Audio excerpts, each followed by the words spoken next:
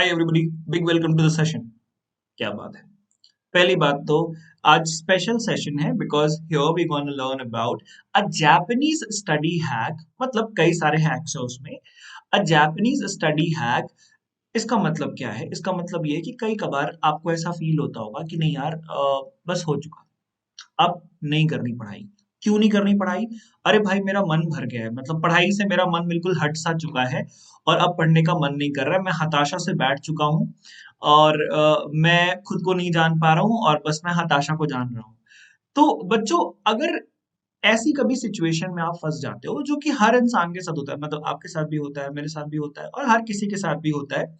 क्योंकि क्या होता है ना, कभी कभार पढ़ाई हम बहुत ज्यादा तरीके से, तो आप कह लो, आप लेट्स से आप पूरी साइंस की किताब पढ़ रहे हो, तो शायद आपको 10 to 20 30% कॉन्सेप्ट्स में आपको काफी इंटरेस्ट आए और बाकी के कॉन्सेप्ट्स में आपको इंटरेस्ट ना आए। हो सकता है, पॉसिबिलिटीज देयर। क्योंकि अब आपको साइंस में भी अंदर घुसोगे तो हो सकता है किसी का बायो फेवरेट हो, बट अब उसको बायो पढ़नी है तो फिजिक्स तो पढ़ना पड़ेगा ना, मतलब, और उसकी फिजिक्स फेवरेट नहीं है, लेट्स से दैट। तो this trick is gonna help all the kind of kids, मतलब हर किसी तरह के बच्चे को। आप भी उनमें से एक हो, तो let's go and find out what is in it. ठीक है, चलो। तो बेसिकली कभी कभार आपको भी लगता होगा, जैसे मैंने बोला कि भाई साहब, कभी कभी लग गया कि मतलब अब कुछ पढ़ने का मन नहीं कर रहा है।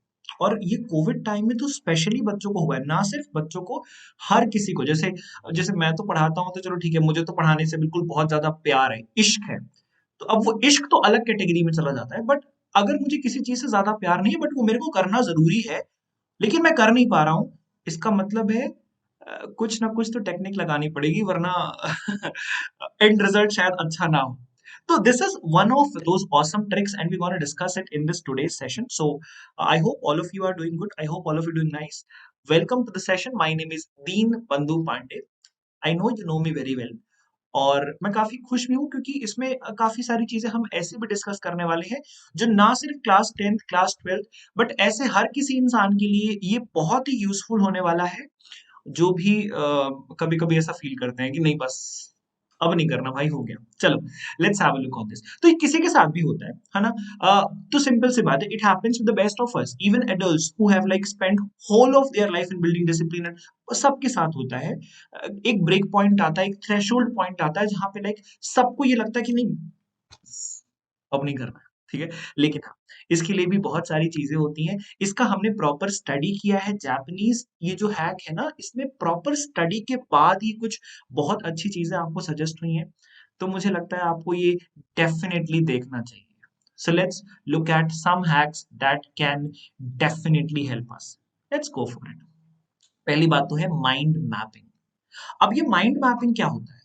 सो बेसिकली क्या होता है कि a mind map involves writing down a central theme and thinking of new and related ideas which radiate around the center। जैसे मान लो फॉर एग्जांपल, हमने हमारे पास एक पेन है, ठीक है। अब मान लो ये हमारा सेंट्रल थीम है।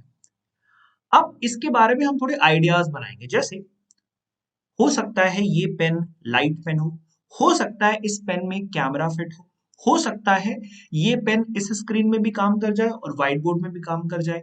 हो सकता है कि इस पेन से हम ऐसा कैप खोल के, क्या पता, यहाँ से हम कुछ मतलब बेसिकली बहुत सारे आइडियाज इसके अराउंड सोचे जा सकते हैं। जैसे इसका रेडियस क्या है, इसका डायमीटर क्या होगा, पेरीमीटर क्या होगा, इसका टोटल सरफेस एरिया क्या होगा, इसकी डेंसिटी क्या होगी, कौन से मटेरियल से ये बना हुआ है। तो देखो क्या होता है, फॉर एग्जांपल, माइंड मैप का मतलब क्या होता है? आपको सेंट्रल थीम पता है कि भाई पेन है। अब पेन के अराउंड आप क्या क्या सोच सकते हो? बहुत सारी चीजें। आप पेन की हिस्ट्री, उसके बाद उसकी ज्योग्राफी, मतलब कैसा क्या बना है, उसके बाद उसकी लाइक उसकी मटेरियल क्वालिटी। तो there are number of things. आपने सेंट्रल पे क्या रखा? पेन रख दिया। अब उसके अलावा आपने ये सारी चीजें आपने लिख ली। तो बेसिकली माइंड मैपिंग, आपको पता है, आपने अगर शेरलॉक होम्स देखा है, अगर किसी ने देखा है, नहीं देखा है तो यूट्यूब पे एक वीडियो सर्च करना, Sherlock Holmes mind palace. Mind palace तो क्या करता है वो ऐसे शांत बैठ के अपने दिमाग में ना एक ऐसा एक पैलेस बनाता है, माइंड पैलेस बेसिकली उसको बोलते हैं। जहां पे वो सारे थॉट्स को ऐसे बोलता है, हाँ ये वाला थॉट मेरे काम का है, इसको साइड करो, ये काम का है। तो basically this is also a technique of mind mapping, very important. Creating urgency. Urgency is not equals to anxiety. देखो, हो सकता है कभी कभार आप जैसे एग्जाम आप देने जा रहे हो, तो एंजाइटी किस चीज की है? एंजाइटी किस चीज की है? एग्जाम में फोड़ने की। लेकिन अर्जेंसी किस चीज की है? अर्जेंसी इस चीज की है कि पेपर को पहले तरीके से अटेम्प्ट करना है। तो अर्जेंसी और एंजाइटी के बीच में आपको डिफरेंस समझना बहुत जरूरी है। ठीक है, सो बेसिकली इसीलिए कह रहा हूँ ना, देखो ओवरऑल गोल क्या हुआ। जैसे एग्जाम्पल, बहुत सारे बच्चे सोचते होंगे यार देखो अभी कॉमन अप्रोच क्या है कि मेरे को इस पेपर में फोड़ने का है। अब फोड़ने का है वो तो आपका लाइक, आप ठीक है वो तो फाइनल गोल हो गया, बट उसके लिए आप ये छोटे छोटे गोल्स बनाते हो ना, चलो पहले ये पेपर को अटेम्प्ट करना है, फिर ये वाला, फिर ये वाला, फिर ये वाला, so on. So creating urgency is something important. Now changing the environment. So environment is very important as it gives you positivity. Make sure to change your study space once in a while for better concentration. आपको पता है कई बार मैं भी session यहाँ से नहीं लेता हूँ, जब ग्रीन स्क्रीन है ये है, कभी कभार मैं ऐसे बाहर जाके सेशन ले लेता हूँ, थोड़ी शोरगुल में सेशन ले लेता हूँ। कभी कभार तो मैं अपने बिल्कुल वरामदे पे जाके सेशन, क्यों वाई बेसिकली मैं ऐसा क्यों करता हूँ, क्योंकि मुझे पता है कि थोड़ा चेंज इन एनवायरनमेंट होएगा ना, तो मेरे दिमाग को भी एक अलग सी फ्रेशनेस मिलेगी। तो कब जैसे एक जगह आप पढ़ते हो ना, छोड़ दो आज, आज जाके आराम से बेडरूम में लेट के पढ़ो, कोई दिक्कत नहीं है। मतलब हर दिन ऐसा मत करने लगना, वरना क्या पता आपको उसकी आदत लग जाए, फिर वो 21 दिन वाली आदत, जीतू भैया जो बोलते हैं, ठीक है, प्रॉब्लम हो जाएगी।